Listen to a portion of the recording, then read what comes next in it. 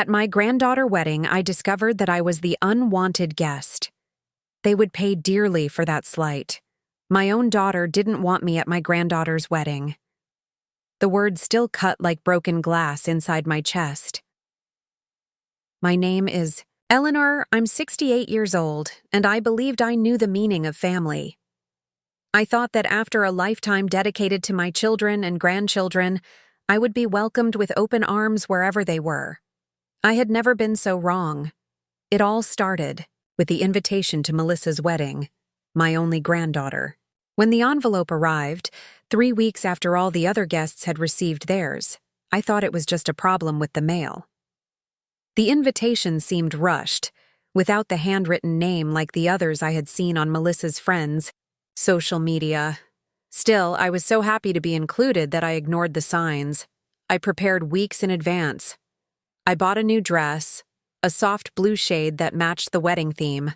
I had a pearl necklace made to give to Melissa, pearls that belonged to my mother and that I had kept for decades for this special moment.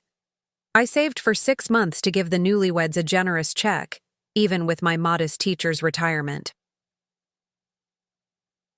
On the wedding day, I arrived early. The hall was stunning, with white flowers cascading from the ceiling and twinkling lights that transformed everything into a fairy tale setting.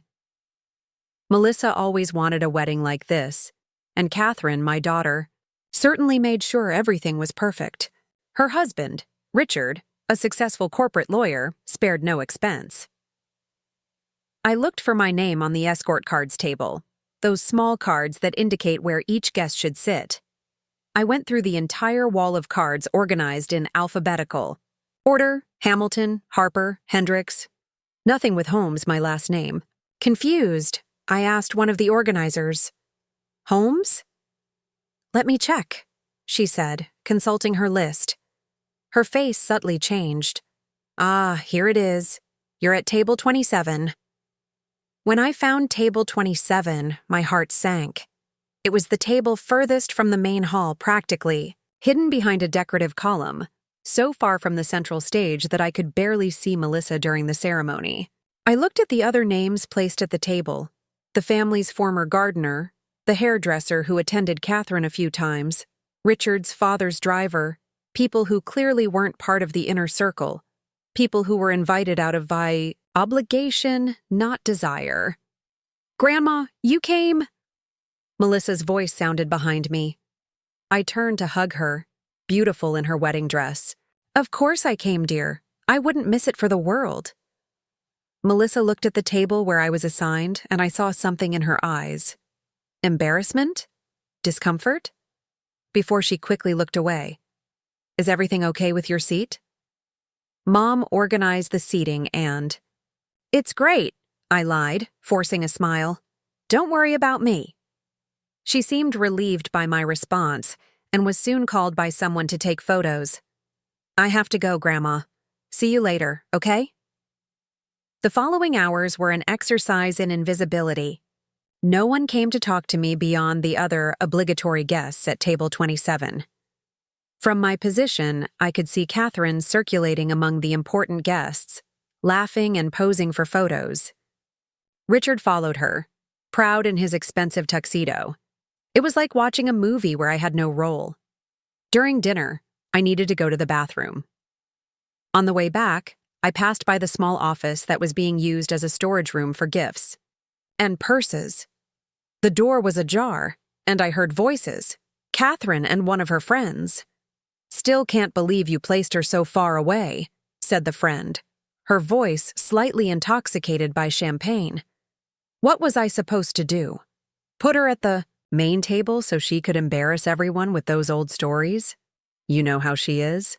Besides, Richard wanted to impress the partners at the firm, and honestly, she doesn't match the aesthetic we've created. "But she's your mother, Kathy." And I invited her, didn't I? Believe me, it was a battle with Richard. He thought we could simply not invite her, but I explained it would be too much drama. "This way is better. She's technically here, but she doesn't interfere. And in the photos? The photographer has instructions. Just a few with her? and separate from the main album. The room started spinning around me. My own daughter was talking about me as if I were some kind of embarrassment, a burden, an unwanted obligation. I felt my heart break into 1,000 pieces as my legs trembled under the weight of this revelation. I returned to table 27 on autopilot, my face a carefully composed mask to hide the inner storm. Katherine's words echoed in my ears, mixing with memories. Sleepless nights when she was sick, years working 2 jobs to pay for her education, unconditional support when she became pregnant with Melissa while still in college. I realized then, with painful clarity, that I had fallen into the category of the undesirables. I was the guest they had to tolerate, not celebrate. The weight of this revelation was almost unbearable. When dinner ended and the band started playing, I remained seated, observing. Katherine danced with Richard, then with his father. Melissa twirled in the arms of her new husband, radiant and happy. No one looked in my direction. No one noticed when I picked up my purse and stood up. I left the generous check I had prepared on the gift table. I placed the box with the pearl necklace beside it, a family treasure that now seemed as out of place as I was. With one last look at the bright hall where my family celebrated without me, I quietly walked out through the side door. As I drove home, alone in the darkness, something changed inside me. The tears dried before they even fell. In their place emerged a cold, clear resolution. I would never allow myself to be treated like this again. If they saw me as dispensable, then I would be exactly that, absent. For years I put my family above everything, sacrificing my dreams, my time, my well-being. And this was my reward, being hidden behind a column, excluded from official memories, spoken of as an inconvenience. No, this would not stand. This humiliation would be the last. When I got home that night, I didn't cry as they would expect a rejected grandmother to do. Instead, I began to plan. If they wanted to exclude me from the family album, I would rewrite the entire story. That night after the wedding, I couldn't sleep. I sat in my small living room, surrounded by framed photographs that now seemed like artifacts from a parallel universe where I mattered to my family. I picked up one picture, Katherine at her high school graduation, her smile bright with promise. As I stood proudly beside her, I remembered the 3 jobs I worked that year to afford her college application fees. My house was quiet save for the ticking of the grandfather clock that had belonged to my late husband, Edward. He'd been gone 15 years now. 15 years of navigating life's challenges alone, of being both mother and father to Katherine, of being the only grandparent Melissa had ever known. Edward died when Katherine was just 19, his heart giving out without warning one ordinary Tuesday morning. He collapsed at the breakfast table, coffee still warm in his mug. By the time the ambulance arrived, he was gone. Just like that, my partner of 23 years vanished from our lives. We had modest savings and a small life insurance policy, but it wasn't enough. Katherine was in her 2nd year at Briarwood College, an expensive private institution she'd had her heart set on since childhood. Edward and I had promised her we'd make it happen, no matter what. With him gone, that promise fell to me alone. I sold our family car first, opting for bus routes and occasional rides from neighbors. Then I picked up evening shifts at the local diner in addition to my daytime teaching job.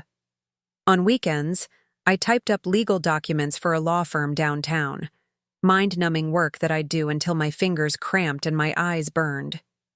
3 jobs, little sleep, and a persistent ache in my chest that had nothing to do with physical exertion. This became my life. "Mom, you don't have to do this," Katherine had said during one of her visits home, finding me asleep at the kitchen table surrounded by papers. "I can transfer to state. It's much cheaper." "No," I'd insisted. "Your father wanted this for you. We planned for this. Nothing has changed." But everything had changed. I just didn't want her dreams to be another casualty of Edward's death. I remembered the day Katherine met Richard during her final year at Briarwood. He came from money, old money as they say. His father owned a prestigious law firm. His mother was on the board of several charities, and his childhood home had its own name, Oak Ridge Manor. He was handsome, ambitious, and utterly enchanted by my daughter. When Katherine brought him home to meet me, I saw how she looked at our modest 3-bedroom house with new eyes that had grown accustomed to marble foyers and crystal chandeliers. I watched her straighten the faded throw pillows and apologize for the creaky floor in the hallway. "Your home is quaint, Mrs. Holmes," Richard had said, his smile not quite reaching his eyes as he surveyed our living room. "Katherine has told me so much about growing up here. I served them my best pot roast on the good china that I'd kept for special occasions." Katherine barely touched her food. Later, I overheard her in the kitchen with Richard. "It's just temporary," she'd whispered. "Once I graduate, we won't have to come here often." The memory stung fresh as I sat there alone after the wedding. I set the graduation photo down and picked up another, Melissa as a newborn in my arms. Katherine had called me in tears from her apartment near campus during her senior year. "Mom, I'm pregnant," she'd sobbed. "Richard's parents will disown him if they find out. His father has his whole career planned, and it doesn't include a baby. I don't know what to do."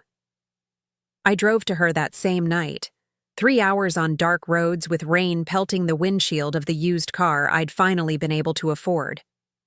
When I arrived, she fell into my arms, her body shaking with fear. "We'll figure this out," I'd promised. "Together." And we did. I took a leave of absence from teaching to help Katherine through her pregnancy. I was there in the delivery room when Melissa entered the world, her tiny cries filling the space as Katherine squeezed my hand so hard I thought my fingers might break. Richard proposed 2 months later, more out of duty than love, it seemed, to me. His parents were furious at first, but they eventually accepted the situation with the condition that Richard would still join his father's firm as planned. "We'll need help with the baby," Katherine had told me one evening as she rocked Melissa to sleep. "Just until I finish my degree." Just until turned into 3 years. I moved into a small apartment near them, picking Melissa up from daycare when Katherine had late classes, keeping her overnight when Richard had business dinners. I sang Melissa lullabies, kissed her scraped knees, and read her bedtime stories, until her eyelids grew heavy. When Katherine finally graduated, Richard's career was taking off. They bought their first house in an upscale neighborhood, and suddenly, my daily presence wasn't needed anymore. "We've hired a nanny," Katherine informed me over lunch one day. "She's got excellent references and a degree in early childhood education." "Oh," I'd said, trying to hide my disappointment. "That's wonderful." "You've done so much, Mom," she added, patting my hand. "It's time you had your life back." But Melissa had become my life. Being separated from her felt like losing a limb. Still, I stepped back. I returned to teaching full-time and saw Melissa on scheduled weekend visits. I watched from a distance as Katherine and Richard climbed the social ladder, moving to bigger houses, joining the right clubs, attending the right events. I was invited for holidays and birthdays, always feeling slightly out of place among their new friends, with their perfect clothes and polished conversations about vacations in places I'd never see. I brought homemade gifts because they were meaningful, even as I noticed them being quietly set aside in favor of the expensive store-bought presents from others. Then came the Christmas when Melissa was 7. I'd spent months knitting her a blanket with characters from her favorite storybook. When she opened it, her eyes lit up. "Look, Mommy! It's Princess Luna and the Starlight Kingdom. Grandma made it." Katherine had smiled tightly. "That's nice, dear. Why don't you open the gift? From Daddy and me now?" It was an elaborate dollhouse, nearly as tall as Melissa herself, with electric lights and tiny furniture that probably cost more than my monthly salary. My blanket was forgotten within minutes. That night, after Melissa went to bed, Katherine pulled me aside. "Mom, about the gifts," she began hesitantly. "Richard and I were thinking, perhaps next year you could contribute to something we're already getting her. Something from the list we send to everyone? You want me to chip in on your presents rather than bring my own?" I asked. Confused. It's just that. Well, Melissa is getting to an age where she notices these things. The other kids at her school, their grandparents give them store-bought things, I finished for her. Expensive things. "I didn't mean it like that," she said, but her eyes told a different story. As I sat alone after the wedding, these memories flooded back, each one a piece of evidence I'd overlooked, each one a warning sign I'd chosen to ignore. For years, I'd been slowly but surely pushed to the margins of my own family, yet still, I showed up. When Melissa had chickenpox and both Katherine and Richard were too busy with work, I took a week off to care for her. When Katherine needed emergency gallbladder surgery, I stayed at their house for 10 days, cooking, cleaning, and making sure Melissa's routine wasn't disrupted. When Richard's mother broke her hip and couldn't host their annual Thanksgiving dinner, I opened my modest home to the entire family, spending 2 weeks preparing a meal that Katherine later described as refreshingly rustic. I gave and gave until giving became my identity, until sacrifice became as natural as breathing. And what did it earn me? A seat at table 27, instructions to the photographer to keep me out of the main album, and the knowledge that my own daughter considered me an embarrassment. The grandfather clock chimed midnight as I carefully placed the photos back on the shelf. The house felt too quiet, too empty, too full of ghosts from a past I couldn't reclaim. I went to my desk and pulled out a fresh notebook. On the first page, I wrote, "The next chapter," because that's what this would be. Not an ending. I refused to let them write me off so easily. But a beginning. For decades, I had lived for others. Now, it was time to live for myself. My phone began to ring, Katherine's name flashing on the screen. Likely calling to check if I'd gotten home safely, or perhaps to ensure I hadn't made a scene by leaving early. For the first time in my life, I let her call go to voicemail. The small act of rebellion felt like taking my first full breath in years. The morning after the wedding, I woke to 6 missed calls from Katherine and a text message that read, "Mom, where did you go? Richard's parents noticed you were missing during the cake cutting. Call me." "No. Are you okay?" "No. I hope you got home safely.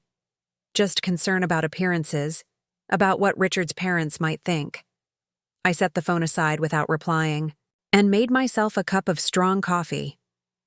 As I sat at my kitchen table, watching the early morning light filter through the curtains Edward had hung decades ago, I began to see patterns in Katherine's behavior that I had willfully ignored for years. The wedding seating arrangement wasn't an isolated incident. It was merely the most blatant in a long series of subtle exclusions. 3 months earlier, Katherine had hosted a pre-wedding brunch for Melissa's bridesmaids and close family. I learned about it when Melissa casually mentioned it during one of our phone calls. "Oh, Grandma, the brunch at Mom's was amazing. She had that caterer from New York make those little egg soufflés you love." I'd stammered through a response, pretending I'd been invited but couldn't attend, unwilling to put Melissa in an uncomfortable position. Later, when I asked Katherine about it, she'd been dismissive. "It was very last minute, Mom. And you know how you hate driving in the city. I didn't think you'd want to come all that way just for brunch." Then there was Melissa's college. Graduation 2 years before. I'd arranged to take time off work months in advance, only to discover the week before that Katherine had booked only 4 seats at a special graduation dinner at an exclusive restaurant. "It's Richard's parents, us, and Melissa," she'd explained. "The restaurant couldn't accommodate any more at such short notice, but we can meet for coffee before the ceremony." Coffee before the ceremony. as if I were a distant acquaintance, not the woman who had helped raise Melissa during her formative years. And Christmas last year, I'd been invited as usual, but upon arriving, discovered that the family portrait session Katherine had scheduled with a professional photographer was already complete. "Oh, we did that earlier," Katherine had said with a wave of her hand. "Richard had a conference call later, and you know how he gets when he's rushed." The doorbell rang, startling me out of my thoughts. Through the peephole, I saw Katherine standing on my porch, her expression a mix of annoyance and concern. I hesitated, my hand on the doorknob. This confrontation was inevitable. I needed to establish new boundaries, and that couldn't happen if I avoided her completely. I opened the door but didn't step aside to let her in as I normally would have. "Mom," she said, her voice tight, "why aren't you answering your phone? I've been calling all morning." "I've been busy," I replied simply. She looked taken aback by my tone. "Busy? Doing what? You left the wedding without saying goodbye to anyone. Richard's mother was asking about you." "Was she really?" I asked, unable to keep the skepticism from my voice. "Or was she just checking to make sure I hadn't done anything to embarrass you?" Katherine's eyes widened. "What's that supposed to mean?" "I think you know exactly what it means, Katherine." I kept my voice calm, even as my heart raced. "I heard you and your friend talking in the office yesterday about how you placed me at table 27 to keep me out of the way, about the photographer's instructions to keep me out of the main album." The color drained from her face. "You were eavesdropping?" "I was walking back from the bathroom and happened to hear my name." "Should I have announced my presence so you could pretend you hadn't just called me an embarrassment?" "What do you want from me, Mom?" she asked, her voice small. It was a question I'd never considered before. What did I want from my daughter? "I want to be treated with basic respect and consideration," I said finally. "I want to be valued for who I am, not hidden away because I don't fit your new image. But more than that, I want to stop putting my life on hold for someone who clearly doesn't appreciate it." Katherine looked stricken. "What are you saying?" "I'm saying things are going to change, Katherine. I won't be at your beck and call anymore. I won't rearrange my life to accommodate yours. And I certainly won't show up to be humiliated at family functions." She stared at me as if seeing a stranger. In some ways, perhaps she was. The mother she knew would have backed down by now, would have accepted her half-hearted apology, and returned to the familiar pattern of giving too much and receiving too little. But that woman was gone, left behind at table 27 along with the pearl necklace and the generous check. "I need to go," Katherine said finally, her voice unsteady. "Melissa and Jason are having a post-wedding brunch. Everyone will be wondering where I am." "Of course," I said. "Appearances are important." She flinched, then turned to leave. At the bottom of the porch steps, she paused and looked back. "Will you at least call Melissa? She was upset that you left without saying goodbye." "I'll call her tomorrow," I promised. Today, I have plans of my own. For the first time since Edward died, I felt truly in control of my life. The road ahead was uncertain, perhaps even lonely at times, but it was mine to choose. No longer would I be a footnote in someone else's story. It was time to write my own. After Katherine left, I returned to my notebook and the lists I'd been making. What had started as a cathartic exercise was becoming something more tangible, a blueprint for my new life. A life where I would no longer orbit around Katherine's family like a forgotten satellite. I pulled out my laptop and opened my savings account. The balance wasn't impressive, but it was enough to start with. I'd been saving for years to help Melissa with her wedding, but that money had gone untouched. Now it would serve a different purpose, my own happiness. First, I enrolled in a watercolor painting class at the community college. Art had been my passion in college before I met Edward, before life's responsibilities pushed my creative pursuits to the sidelines. The course started next Tuesday evening, the same evening I usually watched Melissa's cat when she and Katherine had their monthly spa appointments. they would have to make other arrangements. Next, I booked a trip to the Grand Canyon for the following month. It wasn't Italy. That dream would take more planning. But it was a start. Edward and I had always talked about seeing it together. Now I would go alone, carrying his memory with me in a way that felt right. My phone buzzed again. Another text from Katherine. I read it reluctantly. "Mom, we need to talk about this. Richard thinks you're overreacting." "Can you please call me?" Richard thinks. Of course he does. I didn't bother responding. Instead, I went to my closet and began sorting through my clothes. Most of my wardrobe consisted of practical, unremarkable pieces selected for comfort and durability rather than style. Clothes that wouldn't stand out or draw attention at Campbell family gatherings. Clothes chosen to fade into the background. I pulled out anything I hadn't worn in a year and placed it in a donation pile. By the time I finished, my closet was half empty, but what remained were pieces I genuinely liked. Tomorrow, I would go, shopping for the first time in years without wondering if my choices would meet with Katherine's approval. The doorbell rang again in the late afternoon. This time it was Melissa. Her eyes were red-rimmed, her hair pulled back in a hasty ponytail, a stark contrast to the radiant bride of yesterday. Unlike with Katherine, I stepped aside immediately to let her in. "Grandma," she said, her voice breaking. "Why did you leave?" "I was looking everywhere for you after the cake cutting." The hurt in her eyes was genuine, and my resolve wavered. Of all the Campbell family, Melissa was the only one who had ever made me feel truly wanted. "I'm sorry, sweetheart," I said gently. I wasn't feeling well, and it seemed better to slip out quietly rather than make a fuss. It wasn't the whole truth, but I couldn't bring myself to burden her with my pain, not when she was still glowing from her wedding day.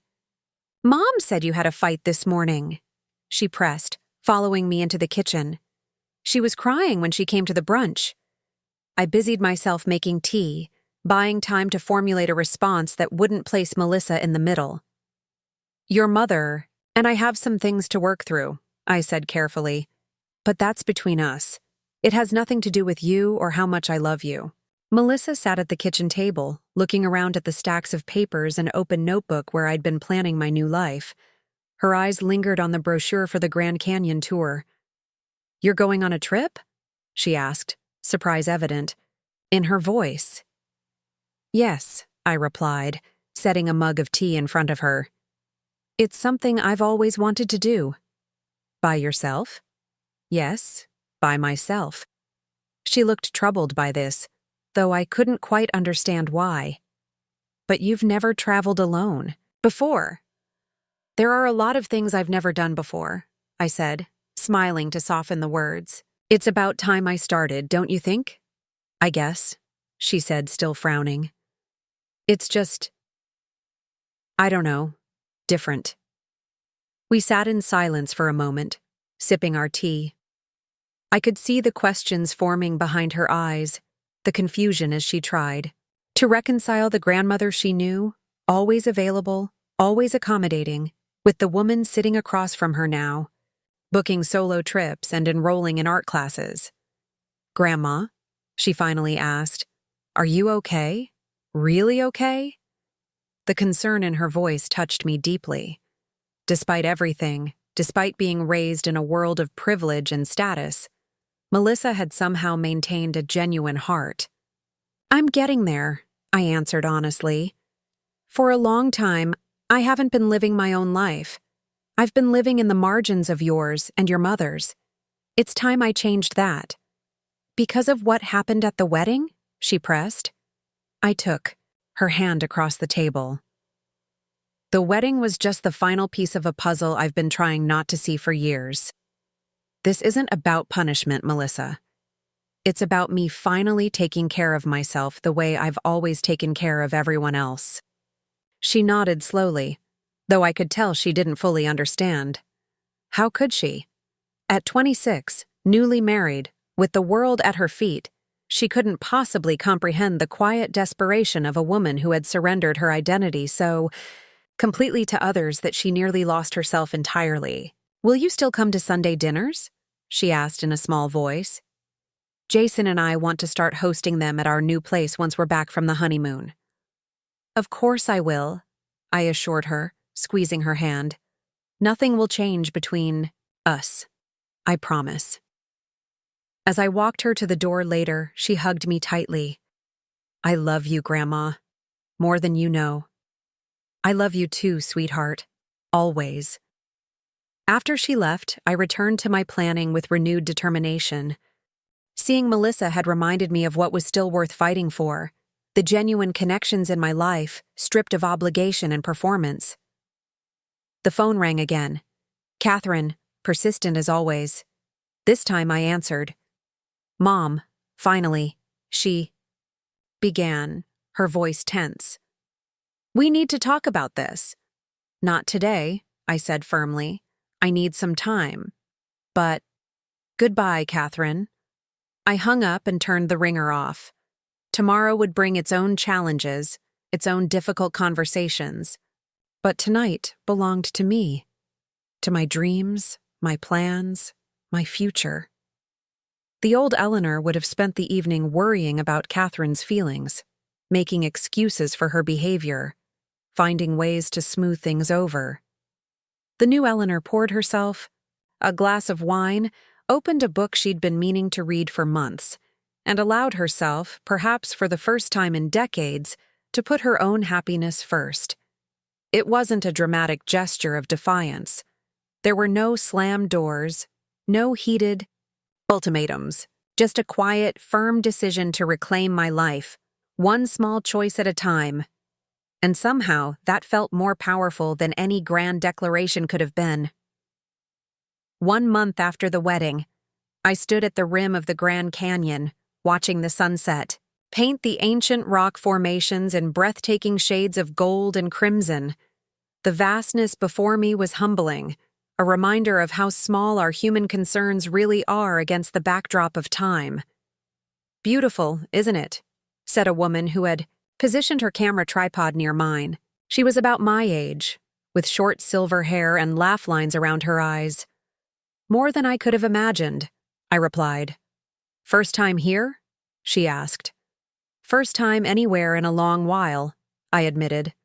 Her name was Diana, a retired literature professor from Oregon who was traveling across the country by herself, photographing national parks. We exchanged numbers and agreed to meet for dinner that evening. It was the start of my first new friendship in decades. Over plates of Southwestern cuisine, Diana shared stories of her travels, her career, and her late husband. Unlike the strained conversations at Campbell family gatherings, where I always felt like I was being silently assessed, this exchange was easy, natural, and refreshing. "So what finally got you out here?" Diana asked. "You mentioned it's been a while since you've traveled." I found myself telling her about the wedding, about Table 27, about my decision to reclaim my life. There was something liberating about sharing my story with someone who had no preconceptions about me, no stake in the narrative. "Good for you," she said when I finished, raising her glass in a toast. "To new beginnings." "To new beginnings," I echoed, feeling a genuine smile spread across my face. My watercolor class had been equally revelatory. After decades away from art, my first attempts were clumsy and uncertain. But there was joy in the process, in watching colors blend and flow across the paper, in creating something purely for my own pleasure, without worrying about anyone else's judgment. The instructor, a gentle man named Marcus with gray dreadlocks and paint-splattered jeans, encouraged experimentation and playfulness over technical perfection. "The goal isn't to create masterpieces," he told the class. "It's to rediscover the part of yourself that creates for the pure joy of it." I had nearly forgotten that joy existed. Years of calculating my worth based on my usefulness to others had dimmed that inner light to almost nothing. But now, stroke by stroke, color by color, it was rekindling. On my return from the Grand Canyon, I found 3 voicemails from Katherine. The first two were increasingly frustrated demands that I call her back. The third, left after a week of my silence, was more subdued. Mom, please call me. I don't understand what's happening. Melissa says you're traveling, taking art classes. We need to talk about this. I did call her back, but on my terms when I was ready. We met at a neutral location, a coffee shop halfway between our homes. Katherine arrived looking harried and defensive. I've been trying to reach you for weeks, she said accusingly as soon as she sat down. I needed some time, I replied calmly. I've been busy. Busy, she repeated, as if the concept of me having a life independent of her needs was incomprehensible. Mom, what's going on with you?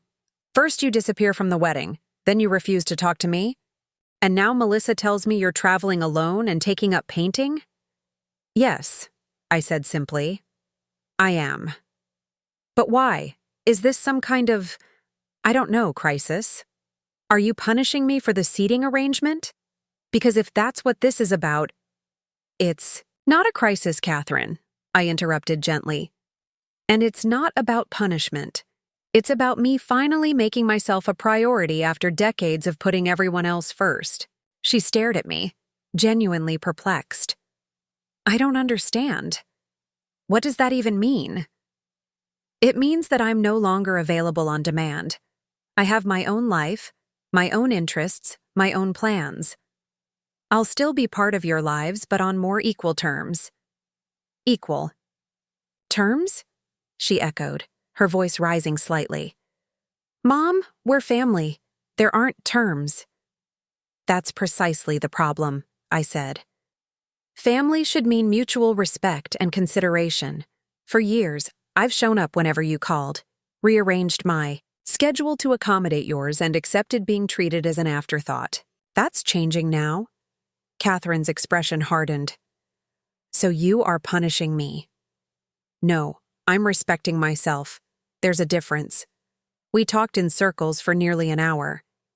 Katherine cycling between defensiveness, guilt-tripping, and occasional moments of genuine confusion.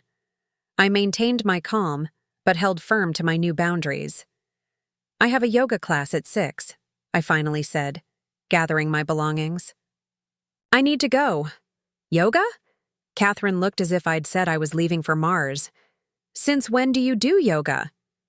Since 2 weeks ago, I replied with a small smile. I'm enjoying it. As I stood to leave, Katherine reached out and caught my hand. Mom, please, I don't want to lose you. The vulnerability in her voice touched me. Despite everything, she was still my daughter, the little girl I had raised alone, the center of my world for so many years. You're not losing me, Katherine, I said softly. You're just meeting the real me for the first time in a very long time. The me who has her own needs and dreams. The me who deserves to be seen and valued, not hidden away at table 27. I saw something flicker in her eyes. Recognition, perhaps, or the beginnings of understanding. But we both knew that real change wouldn't happen overnight. Years of established patterns couldn't be rewritten in a single conversation. Sunday dinner at Melissa's next week, she said as I turned to go. Will you be there? I will, I promised. But I'll be bringing a dessert I want to make, not the one Richard's mother prefers. And I'll be leaving by 8 for a photography class I signed up for. Katherine nodded slowly, still processing this new reality where her mother had boundaries and expectations of her own. As I walked away, I felt lighter than I had in years. The path ahead was still uncertain, the relationship with my daughter, still fragile and in flux.